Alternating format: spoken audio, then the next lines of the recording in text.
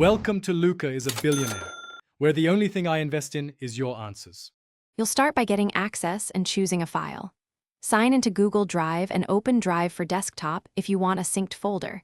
This gives you a local path that mirrors Drive.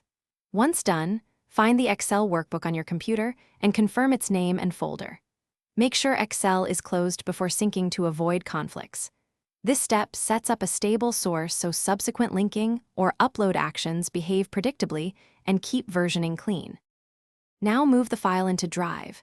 Drag it into the Drive web or place it into the Drive for Desktop folder to start syncing. If you need online editing, choose Convert to Google Sheets, but remember conversion changes formulas and features. Once uploaded, right-click the file to get link or copy the Drive path. You'll need that to reference or embed the file. Keep a local XLSX backup if you plan external links to avoid broken references after conversion. To finish, open Excel and create a data connection using Data Get Data from web or from online file, then paste the Drive file URL or the direct download link. Once linked, use Refresh to pull data and set automatic refresh intervals as needed.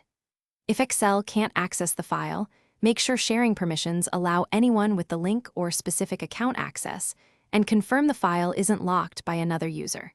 If problems persist, reupload a fresh copy and re-establish the connection. Thanks for watching and please subscribe. It's the best investment you'll ever make.